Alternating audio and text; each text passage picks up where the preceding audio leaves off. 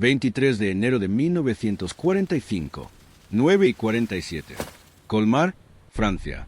La temperatura ronda los 0 grados, tan fría que el vapor del aliento delata cada exhalación, tan fría que las culatas de los fusiles requieren un manejo cuidadoso para evitar el ruido de metal contra metal que se propaga a través del aire inmóvil de la noche. El sargento Michael Brennan yace boca abajo en el tercer piso de una fábrica textil bombardeada, su cuerpo posicionado detrás de un montón de escombros que una vez fue un muro exterior. Su fusil Springfield M1903 descansa sobre lo que parecen escombros, pero en realidad es un fragmento cuidadosamente seleccionado de ladrillo hueco de arcilla. El ladrillo, de aproximadamente 20 centímetros de largo y con forma de U alargada, sostiene el guardamanos de su fusil con una estabilidad casi perfecta, amortiguando los micromovimientos que plagan las posiciones de tiro sin apoyo. Más allá de su posición, a unos 400 metros a través de un páramo industrial lleno de cráteres, las fuerzas alemanas controlan un depósito ferroviario que están utilizando para canalizar refuerzos hacia la bolsa de Colmar, el último territorio bajo control alemán al oeste del Rin. Las fuerzas estadounidenses llevan 3 semanas intentando eliminar ese depósito mediante ataques de artillería y aéreos, sin lograr nada más que alertar a los alemanes para que aumenten la seguridad. Ahora, el mando del batallón está probando un enfoque diferente. Un francotirador, oscuridad, paciencia y la convicción de que eliminar personal clave interrumpirá las operaciones con mayor eficacia que destruir la infraestructura. Brennan tiene 8 horas de oscuridad para demostrar que el concepto funciona o fracasar en el intento. El ladrillo hueco bajo su fusil, descartado por todos los oficiales que lo consideraron una improvisación absurda, impropia de tiradores serios, está a punto de convertirse en la diferencia entre el éxito y otra operación fallida. Michael Brennan creció en los distritos industriales de Filadelfia, en barrios donde el trabajo en fábricas se heredaba como el color de ojos, donde los hijos seguían a sus padres en los molinos y fundiciones sin considerar alternativas. Su padre trabajaba como maquinista en una fábrica de locomotoras, un artesano de precisión que entendía las tolerancias medidas en milésimas de pulgada y la relación entre las propiedades de los materiales y el rendimiento funcional. El joven Michael pasaba las horas extraescolares en el taller de su padre, aprendiendo a leer micrómetros y calibradores, y comprendiendo cómo un soporte adecuado para las herramientas transformaba una aproximación aproximada en trabajo de precisión. Su padre le enseñó que la precisión no se basaba en el esfuerzo ni la intención. Se trataba de eliminar variables, crear estabilidad y eliminar los factores humanos que introducían errores en los procesos mecánicos. Al mecanizar una pieza, no la sostienes en tus manos esperando precisión. La fijas correctamente, eliminas el movimiento y dejas que la herramienta haga lo que está diseñada para hacer sin interferencias. A los 15 años, Brennan podía mantener tolerancias que los maquinistas profesionales respetaban, no por una habilidad excepcional, sino por una atención obsesiva a la sujeción de la pieza y al soporte de la herramienta. Comprendió intuitivamente que la base de la precisión era la estabilidad y que ninguna cantidad de talento compensaba unos sistemas de apoyo inadecuados. El ejército reclutó a Brennan a principios de 1943, tras completar el entrenamiento básico, donde su aptitud mecánica y pulso firme le valieron la asignación a una compañía de fusileros de infantería, con la constancia de que demostraba potencial para el entrenamiento especializado en puntería. Se calificó como fusilero experto durante el entrenamiento básico, no por su excepcional habilidad natural para disparar, sino por la aplicación sistemática de las lecciones de su padre sobre estabilidad y apoyo. Mientras otros reclutas tenían dificultades con las posiciones de tiro sin apoyo, Brennan buscó instintivamente maneras de estabilizar su fusil utilizando el terreno, el equipo y los soportes improvisados disponibles. Sus instructores de tiro lo notaron, pero no necesariamente lo aprobaron. La doctrina de puntería del ejército enfatizaba las posiciones con apoyo, boca abajo, de rodillas y de pie, utilizando técnicas específicas codificadas en los manuales de campaña. La constante improvisación de Brennan con soportes no estándar, el uso de sacos de arena en configuraciones poco convencionales, la modificación de bípodes con refuerzos adicionales e incluso el uso de su casco como soporte para el fusil de maneras que técnicamente infringían las normas de equipamiento, lo caracterizaron como un tirador eficaz pero indisciplinado. Pasó al entrenamiento de francotirador, donde los instructores enfatizaban los apoyos de tiro prácticos, pero dentro de parámetros doctrinales que priorizaban las técnicas de aplicación universal en lugar de la improvisación según la situación. Brennan absorbió los métodos aprobados mientras continuaba en privado sus experimentos con apoyos de fusil no convencionales, reconociendo que la doctrina priorizaba la constancia en el aprendizaje sobre el rendimiento óptimo. Para enero de 1945, la unidad de Brennan combatía en el este de Francia como parte de la brutal campaña para eliminar la bolsa de Colmar y expulsar a las fuerzas alemanas del territorio al oeste del Rin. Los combates eran urbanos e industriales, y se libraban en distritos fabriles, patios ferroviarios y viviendas obreras que habían sido sistemáticamente destruidas tras meses de combate. El terreno presentaba desafíos únicos para los francotiradores acostumbrados a operar en campo abierto o con vegetación natural. Los entornos urbanos, plagados de escombros, ofrecían innumerables posiciones de tiro, pero pocas que proporcionaran un apoyo estable para el fusil sin una preparación exhaustiva. Los sacos terreros eran eficaces, pero visibles y su colocación requería mucho tiempo. Los bípodes funcionaban en superficies planas, pero eran casi inútiles en los montones irregulares de escombros que caracterizaban la mayoría de las posiciones. Los soportes estándar de campaña, como troncos o tierra compactada, rara vez estaban disponibles en ruinas industriales. Los francotiradores se veían obligados a disparar desde posiciones inestables que reducían la precisión, especialmente a largas distancias, donde pequeños movimientos se traducían en desplazamientos significativos del punto de impacto.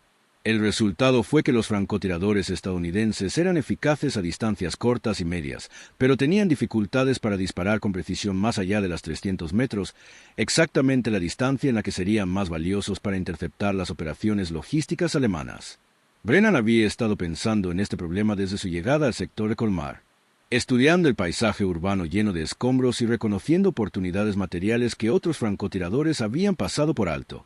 Las fábricas y viviendas de los trabajadores destruidas se habían construido principalmente con ladrillos huecos de arcilla, productos de mampostería estructural que proporcionaban buen aislamiento y capacidad de carga, a la vez que eran relativamente ligeros.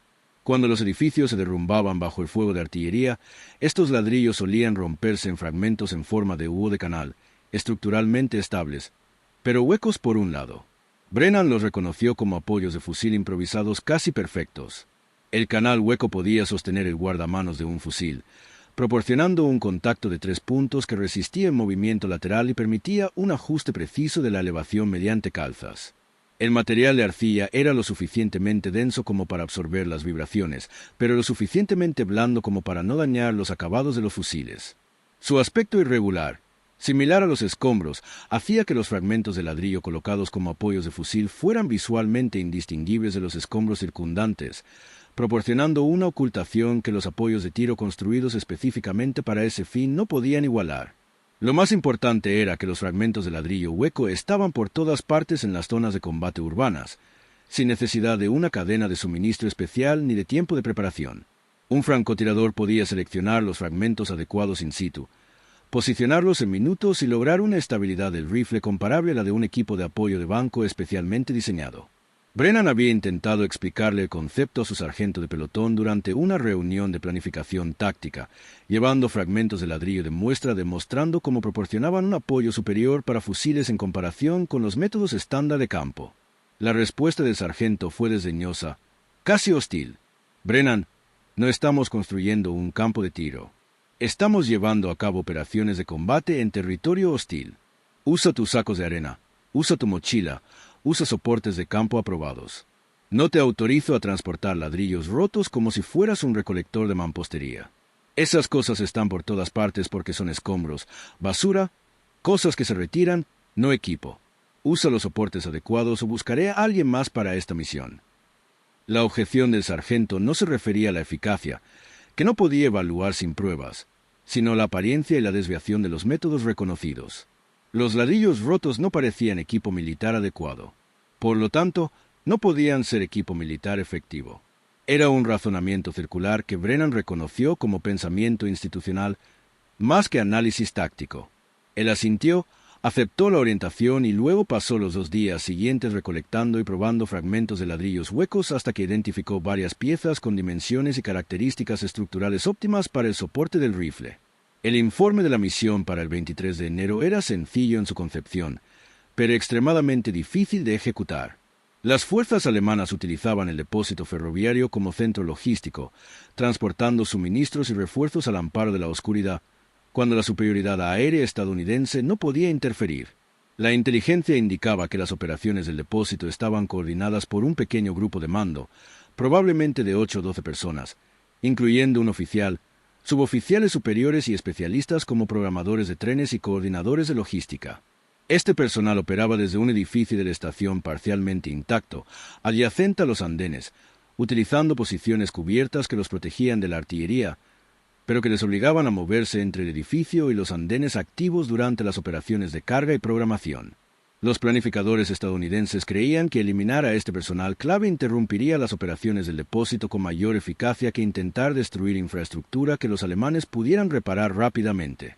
La misión se le asignó a Brennan con parámetros simples: infiltrarse en un campo de tiro efectivo, establecer una posición oculta y eliminar al mayor número posible de personal de mando durante las operaciones de una sola noche. El éxito no se mediría por el número de bajas, sino por la interrupción observable de las operaciones logísticas alemanas en los días siguientes. Brennan seleccionó su posición de tiro tras 3 días de cuidadosa observación con binoculares desde edificios distantes ocupados por los estadounidenses. Había identificado una fábrica textil destruida a unos 420 metros del depósito alemán, una distancia lo suficientemente larga como para complicar la respuesta alemana, pero lo suficientemente corta para un tiro nocturno preciso con su Springfield y la mira telescópica M73 que había calibrado cuidadosamente. El tercer piso de la fábrica proporcionaba ventaja en altura, mientras que los restos del edificio ofrecían múltiples rutas ocultas de aproximación y retirada. Lo más importante era que el suelo estaba cubierto de fragmentos de ladrillo hueco de muros interiores derrumbados, lo que le permitía disponer de abundantes apoyos para fusiles sin necesidad de llevar nada que pudiera delatar su propósito durante la infiltración. Se infiltró durante la oscuridad previa al amanecer del 23 de enero, moviéndose por tierra de nadie entre las posiciones estadounidenses y alemanas utilizando técnicas aprendidas durante meses de combate urbano. A las 5:30 ya estaba en posición, construyendo cuidadosamente su puesto de tiro con escombros para ocultarse y seleccionando el fragmento de ladrillo hueco óptimo para el apoyo del fusil. El ladrillo que finalmente eligió era casi perfecto, de unos 20 centímetros de largo y 10 de ancho, con un canal hueco de unos 5 centímetros de profundidad que recorría todo el fragmento. Las paredes tenían un grosor uniforme, lo que proporcionaba un soporte estable sin tendencia a balancearse ni desplazarse. Lo colocó sobre una sección plana de suelo de hormigón, comprobó su estabilidad aplicando presión desde múltiples ángulos y luego calzó un extremo con pequeñas lascas de piedra hasta que el ladrillo alcanzó la elevación exacta que necesitaba para alcanzar los objetivos en el depósito. Apoyó el guardamanos de su Springfield en el canal, notando de inmediato la diferencia con respecto a los soportes convencionales. El rifle se asentaba con absoluta estabilidad. El contacto de 3 puntos a lo largo del canal eliminaba el bamboleo lateral que afectaba incluso a los soportes de sacos de arena bien construidos. Al aplicar una ligera presión para ajustar la puntería, el rifle se movía con suavidad, sin la resistencia brusca ni los puntos muertos característicos de los soportes de menor calidad. Podía mantener la puntería con precisión mientras accionaba el cerrojo, y el rifle volvía a la batería de forma natural sin necesidad de reapuntar completamente después de cada disparo.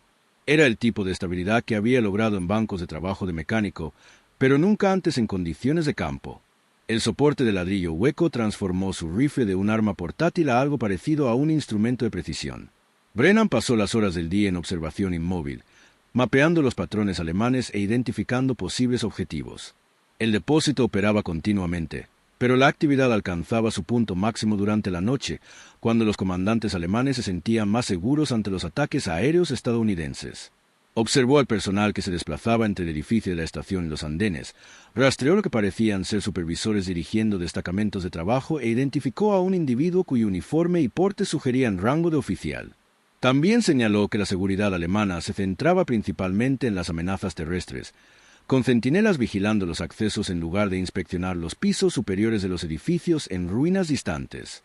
Los alemanes se habían vuelto complacientes al operar en lo que consideraban zonas de retaguardia seguras, lo suficientemente cómodos como para que los oficiales y el personal superior se movieran sin la precaución táctica habitual más cerca de las líneas del frente. Esa complacencia sería su vulnerabilidad fatal. Brennan tenía 8 objetivos en mente antes de disparar su primer tiro, una secuencia de prioridad basada en el rango aparente y la función de supervisión. Si todo salía según lo planeado, decapitaría sistemáticamente la estructura de mando del depósito antes de que las fuerzas alemanas siquiera se dieran cuenta de que estaban siendo atacadas. La oscuridad total llega a las 6:47, la noche invernal cae rápidamente y trae temperaturas que descienden hasta los -5 grados Celsius. Brennan permanece completamente inmóvil, conservando el calor corporal y esperando a que las operaciones del depósito alcancen su nivel máximo de actividad. Había calculado cuidadosamente su ventana de combate. Los grupos de trabajo alemanes estarían más activos entre las 9 y las 3, el periodo en el que se programaban la mayoría de los trenes de suministros y cuando el personal de supervisión estaría más expuesto dirigiendo las operaciones. Había planeado su secuencia de disparo para maximizar la confusión y minimizar la capacidad alemana para identificar su posición. Disparar de noche a 400 yardas era técnicamente desafiante incluso en las mejores condiciones. Con miras de hierro sería casi imposible. Incluso con su mira telescópica, el éxito dependía de la estabilidad absoluta del rifle, de la precisión en la caída de la bala a larga distancia y de una disciplina de tiro cuidadosa que evitara patrones telegráficos que los observadores alemanes pudieran usar para rastrear su posición. El soporte de ladrillo hueco proporcionaría la estabilidad. Su entrenamiento y experiencia proporcionarían todo lo demás. A las 9:47 se presenta su primer objetivo. Un oficial alemán, identificable por su gorra distintiva y su forma de andar que sugiere autoridad de mando, sale del edificio de la estación y camina hacia un andén ferroviario donde se descarga un tren de suministros. Se mueve sin precaución táctica, concentrado en la operación logística más que en la evaluación de amenazas. El alcance es de aproximadamente 420 yardas. El ángulo es ligeramente descendente desde la posición elevada de Brennan. El viento es insignificante, pero la densidad del aire frío afectará ligeramente la trayectoria de la bala. Brennan fija la mira en el centro de masa de su objetivo, considerando la caída de la bala a distancia al mantenerla aproximadamente a 45 centímetros de altura. Su respiración se calma y se vuelve automática. Su dedo en el gatillo tensa el gatillo militar del Springfield. El rifle, perfectamente apoyado en el soporte de ladrillo hueco, no muestra ninguno de los microtemblores que suelen acompañar incluso a las posiciones de campo bien apoyadas. El disparo se dispara limpio y sorprendentemente, exactamente como deberían sentirse los disparos de precisión. El retroceso del rifle recae directamente sobre el hombro de Brennan, y el apoyo hueco de ladrillo impide cualquier movimiento lateral que dificultaría disparos rápidos de seguimiento. Maneja el cerrojo con suavidad, cargando un nuevo cartucho mientras mantiene la mira en el objetivo. El oficial alemán se desploma al instante, muerto por un disparo que nunca oyó, procedente de una posición que no tenía motivos para sospechar. Los soldados a su alrededor reaccionan con confusión en lugar de una respuesta táctica, mirando a su comandante caído sin reconocer de inmediato el fuego de fusil. El sonido del disparo de Brennan, recorriendo 400 metros a través del frío aire nocturno y dispersándose entre los edificios de la fábrica, no proporciona información direccional clara. Para cuando los soldados alemanes empiezan a buscar refugio y a rastrear amenazas, Brennan ya ha localizado su segundo objetivo. Un suboficial alemán, reconocible por los detalles de su uniforme visibles a través de la mira incluso con poca luz, grita órdenes e intenta organizar la respuesta. Se encuentra de pie al descubierto en el andén de la vía, concentrada en el oficial caído y el área circundante en lugar de considerar las amenazas desde posiciones lejanas. El segundo disparo de Brennan lo derriba a media frase. El pesado proyectil del 30-06 impacta en la parte superior del torso y lo elimina antes de que su cerebro táctico pueda procesar la situación. 2 objetivos abatidos en aproximadamente 40 segundos. La estructura de mando del depósito ya está decapitada. La respuesta alemana está pasando de la confusión a la alarma. Los soldados se ponen a cubierto, los oficiales gritan órdenes, el personal de seguridad inspecciona posibles posiciones de tiro. Pero miran en direcciones equivocadas, revisando edificios cercanos y accesos a nivel del suelo, sin alcanzar la lejana fábrica que ocupa Brennan. Los disparos nocturnos producen un fogonazo mínimo con la técnica adecuada y el cañón relativamente largo del Springfield, lo que dificulta la detección visual incluso para quienes vigilan la zona correcta. La propagación del sonido en terreno urbano es notoriamente engañosa, resonando en múltiples superficies y llegando desde direcciones aparentes que no corresponden a las ubicaciones reales de origen. Brennan ha planeado su ataque para aprovechar ambas limitaciones. Dispara de nuevo, apuntando a un soldado alemán que, por su comportamiento y posición, parece ser un suboficial superior.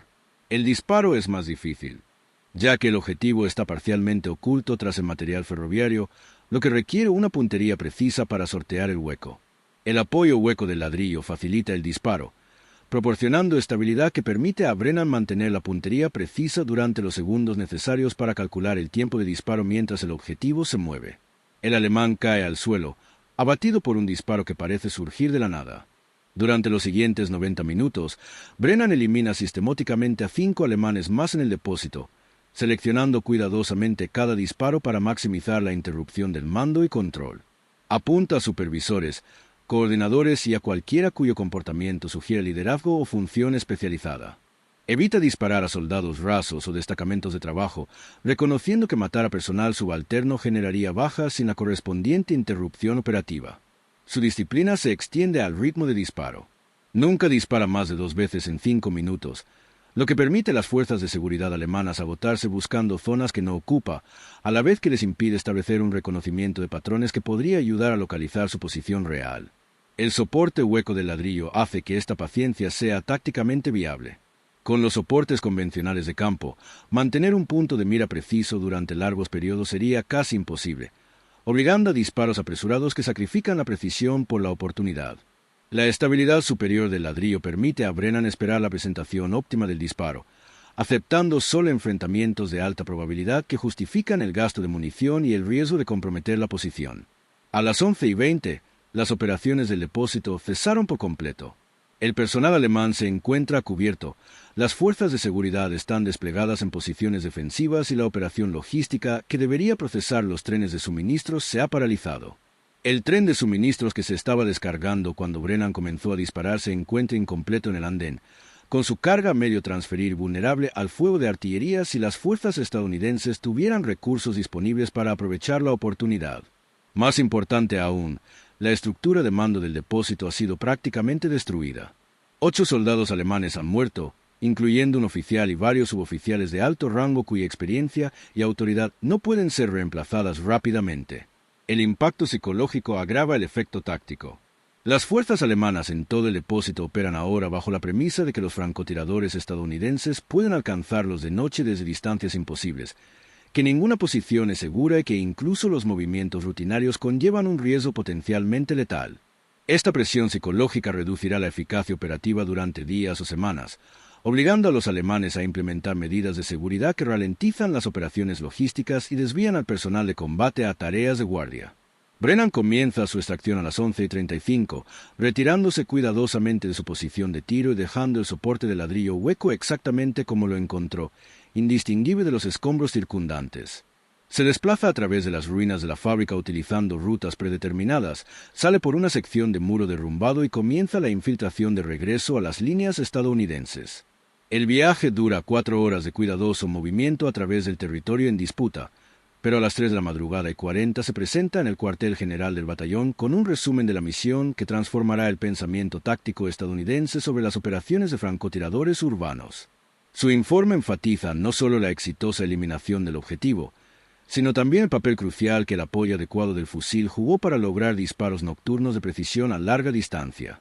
Describe el concepto de soporte de ladrillo hueco, lo demuestra con muestras que recolectó durante la extracción y argumenta que los entornos urbanos de escombros contienen abundantes materiales de apoyo improvisados que superan los métodos estándar de expediente de campos y los francotiradores están entrenados para reconocerlos y utilizarlos correctamente.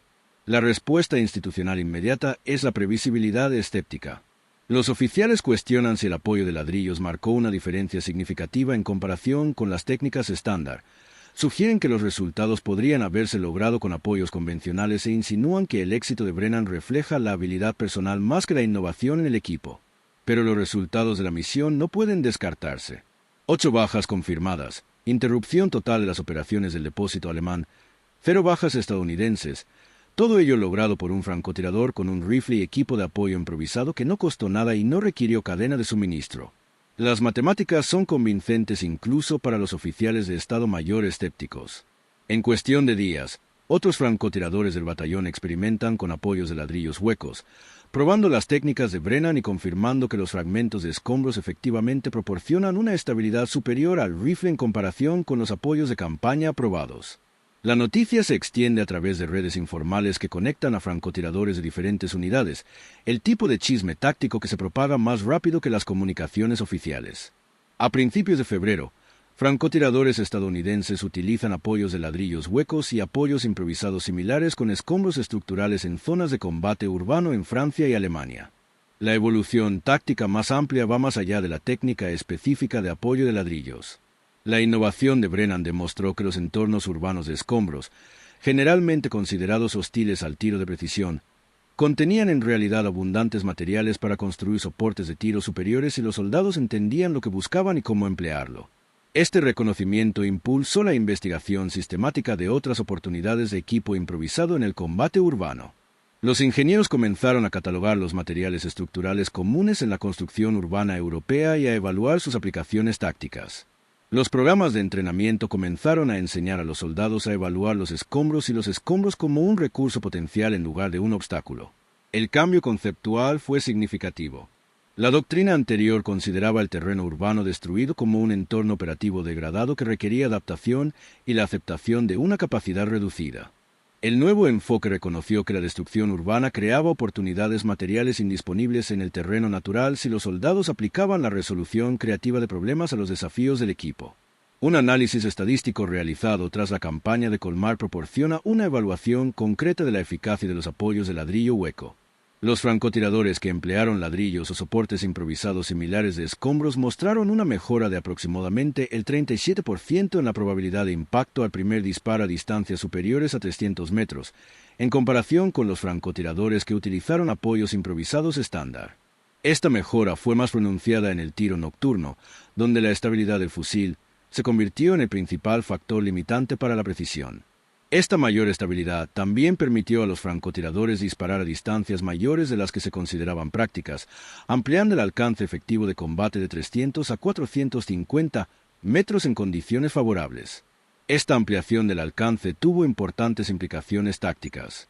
Mayores alcances de combate permitieron a los francotiradores operar desde posiciones más difíciles de identificar y contraatacar para las fuerzas enemigas, lo que mejoró la supervivencia y mantuvo la efectividad. El coste del equipo para esta mejora de rendimiento fue cero. Los fragmentos de ladrillo no requerían fabricación, cadena de suministro, mantenimiento ni entrenamiento especializado, más allá de enseñar a los soldados que buscar y cómo posicionar los apoyos correctamente. Michael Brennan sobrevivió a la guerra y regresó a Filadelfia a finales de 1945 con una estrella de bronce y la reputación de ser uno de los francotiradores más efectivos de su división. Rechazó ofertas para continuar en servicio desarrollando programas de entrenamiento de francotiradores, reconociendo que sus innovaciones prácticas no se adaptaban bien a la doctrina institucional que requería estandarización y reproducibilidad en diversos entornos. Regresó a su trabajo como maquinista y finalmente abrió su propio taller de máquinas de precisión, especializado en herramientas para aplicaciones aeroespaciales. Su carrera civil aplicó los mismos principios que lo convirtieron en un francotirador de combate eficaz, entendiendo que la precisión requería una fijación y un soporte adecuados, que ninguna habilidad compensaba una sujeción inadecuada, y que el éxito provenía de eliminar variables en lugar de compensarlas. Rara vez hablaba de su servicio en tiempos de guerra, excepto con otros veteranos que entendían el contexto. Sus vecinos sabían que había sido francotirador y que había hecho algo notable en Francia, pero los detalles se mantenían en privado. A Brennan no le interesaba que lo celebraran por matar gente. Lo que logró en Colmar fue aplicar las lecciones de maquinista de su padre para resolver problemas tácticos que el ejército no podía abordar mediante enfoques estándar. Para los historiadores militares que estudian la innovación táctica y la evolución del equipamiento, la historia de Brennan representa un importante caso práctico sobre cómo las soluciones prácticas surgen de la necesidad sobre el terreno, en lugar de la investigación y el desarrollo institucionales. Su base de ladrillo hueco no se inventó mediante análisis sistemáticos de ingeniería ni programas de pruebas controladas. Surgió de la observación de un soldado en su entorno operativo, el reconocimiento de las propiedades de los materiales que se ajustaban a los requisitos funcionales y la experimentación con soluciones prácticas sobre el terreno hasta identificar los enfoques óptimos. Este patrón de innovación ascendente produce soluciones que los procesos institucionales suelen pasar por alto porque resuelven problemas que no se reconocen como solucionables. La doctrina del ejército aceptaba la disminución de la eficacia de los francotiradores en entornos urbanos de escombros como un coste inevitable de operar en terreno destruido. Brennan cuestionó esa suposición, buscó soluciones en lugares improbables y desarrolló una técnica que no solo restauró la eficacia, sino que, de hecho, superó las capacidades alcanzables en terreno natural. La innovación no requirió nueva tecnología, desarrollo industrial ni modificaciones en la cadena de suministro. Solo requirió observación, pensamiento creativo y la disposición a probar enfoques no convencionales. La respuesta institucional de posguerra a las técnicas de apoyo improvisadas, como el apoyo de ladrillo de Brennan, Siguió los patrones militares típicos de adopción selectiva y distanciamiento formal. Los programas de entrenamiento de francotiradores comenzaron a incluir instrucción sobre la evaluación y el empleo de apoyos improvisados para fusiles, reconociendo que las soluciones prácticas en el campo a menudo superaban al equipo estándar en circunstancias específicas. Sin embargo, la instrucción se centró en principios generales en lugar de técnicas específicas, enseñando conceptos como puntos de contacto, evaluación de la estabilidad y amortiguación de vibraciones sin recomendar materiales o métodos específicos. Este enfoque permitió al ejército beneficiarse de las innovaciones en el campo, manteniendo al mismo tiempo una separación oficial de las técnicas que pudieran parecer poco profesionales o improvisadas, de modo que contradijeran la imagen institucional. El entrenamiento moderno de francotiradores continúa este patrón. Los estudiantes aprenden a evaluar los materiales del entorno para aplicaciones de apoyo al tiro, pero el énfasis se mantiene en los principios más que en las soluciones específicas. Los apoyos de ladrillo hueco se mencionan ocasionalmente en el contexto histórico, pero rara vez se enseñan como una técnica deliberada, a pesar de su probada eficacia en circunstancias apropiadas. Las fuerzas militares contemporáneas que operan en entornos urbanos continúan redescubriendo y aplicando variaciones de la idea básica de Brennan. Los francotiradores de operaciones especiales y los tiradores designados a veces emplean escombros estructurales como apoyos improvisados para disparos, especialmente durante misiones de vigilancia prolongadas donde el equipo convencional resultaría visible o logísticamente impráctico. Estas aplicaciones se benefician de la comprensión moderna de los materiales y del conocimiento del tiro de precisión que Brennan carecía, pero el principio fundamental permanece inalterado. Los entornos urbanos destruidos contienen abundantes materiales adecuados para el apoyo de fusiles de precisión si los operadores saben qué buscar y cómo emplearlos. La técnica sigue siendo conocimiento especializado más que doctrina general, útil para soldados que necesitan la máxima precisión desde posiciones improvisadas, pero demasiado situacionales para un énfasis en el entrenamiento general. Robert Brennan falleció en 2001 a los 78 años. Su obituario menciona su servicio militar y su exitosa carrera en un taller mecánico, pero ofrece pocos detalles sobre sus contribuciones específicas en tiempos de guerra. Sus hijos sabían que había sido un francotirador que había hecho algo innovador con equipo improvisado, pero nunca había profundizado en los detalles. Sus nietos lo conocían como un artesano paciente capaz de lograr una precisión notable utilizando herramientas básicas y accesorios improvisados, que creía que una configuración de trabajo adecuada era el 90% del éxito en cualquier tarea de precisión. Las habilidades que lo convirtieron en un francotirador de combate eficaz, la comprensión de la estabilidad y el soporte, el reconocimiento de que las limitaciones del equipo podían superarse mediante la resolución creativa de problemas, la disposición a cuestionar por qué las cosas debían hacerse de cierta manera, se mantuvieron constantes a lo largo de su vida. La guerra no había creado esas capacidades. Proporcionó el contexto donde adquirieron importancia táctica en lugar de ser prácticas de taller. Las implicaciones más amplias de la innovación de Brennan van más allá de las técnicas específicas de francotirador y abarcan cuestiones fundamentales sobre la innovación militar y el aprendizaje institucional. Su historia demuestra que las soluciones eficaces suelen estar a la vista de todos, pero se pasan por alto porque no se ajustan a las ideas preconcebidas sobre el aspecto o el funcionamiento del equipo militar. Los ladrillos rotos esparcidos entre los escombros urbanos se registraban como escombros para los oficiales que revisaban la posición de Brennan. Basura que había que retirar en lugar de equipo que utilizar. Pero esos mismos fragmentos proporcionaban al fusil una estabilidad que los soportes de tiro diseñados específicamente no podían ofrecer en ese entorno específico. La desconexión entre el valor percibido y la utilidad real refleja un pensamiento institucional que prioriza la apariencia y la conformidad con las categorías establecidas sobre la eficacia pragmática. Las organizaciones militares luchan con este patrón. Necesitan la estandarización para operaciones a gran escala, pero la estandarización puede cegarlas ante soluciones específicas para cada contexto que superan a los enfoques estándar en situaciones particulares. El pensamiento militar moderno sobre la innovación enfatiza cada vez más el desarrollo ascendente y la rápida adaptación sobre el terreno, reconociendo que los soldados que enfrentan problemas tácticos a menudo identifican soluciones que los procesos institucionales pasan por alto. Sin embargo, la implementación sigue siendo un desafío. Las organizaciones basadas en la jerarquía y la estandarización naturalmente se resisten a las innovaciones que surgen del personal subalterno que opera fuera de los canales aprobados. Brennan tuvo éxito porque la necesidad del campo de batalla creó espacio para la experimentación y porque sus resultados fueron lo suficientemente innegables como para superar el escepticismo burocrático. Sin embargo, Innovaciones similares propuestas en entornos de entrenamiento en tiempos de paz o en condiciones de guarnición probablemente serían rechazadas antes de ser sometidas a pruebas de campo. Esto sugiere que las organizaciones militares aprenden y se adaptan con mayor eficacia bajo presión operativa, pero tienen dificultades para mantener esa flexibilidad en tiempos de paz cuando la inercia institucional se reafirma. Lo que hizo del apoyo de ladrillo hueco de Brennan especialmente valioso fue su universalidad en un contexto ambiental específico. A diferencia de las innovaciones que requieren materiales raros o circunstancias únicas, los entornos de combate urbano a nivel mundial contienen materiales estructurales similares que pueden emplearse siguiendo los principios básicos de Brennan.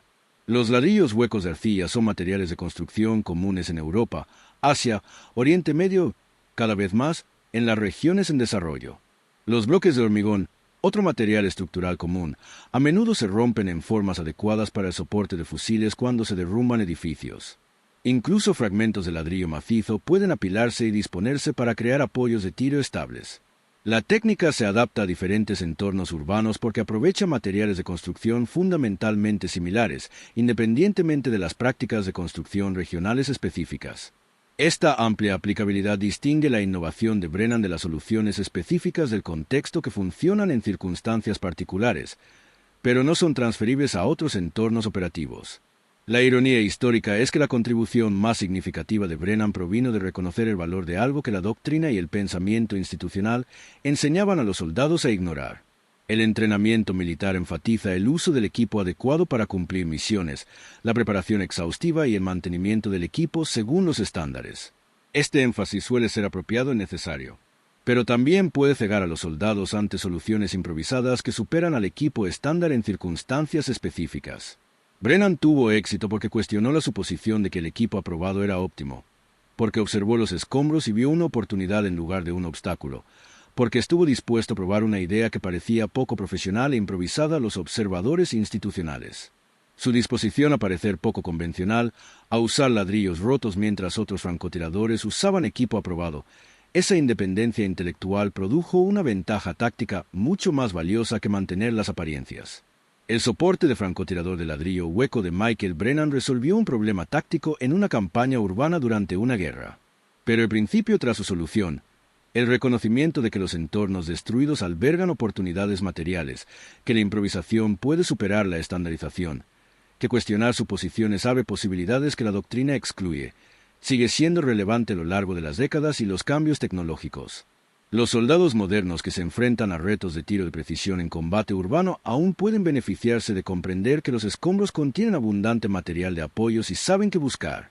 En términos más generales, los profesionales militares que se enfrentan a cualquier desafío táctico pueden beneficiarse de cuestionar si las soluciones aprobadas son realmente óptimas o simplemente estandarizadas, si los materiales ambientales ofrecen capacidades que el equipo formal no proporciona, si parecer poco convencional podría justificar las ventajas tácticas que la conformidad sacrifica.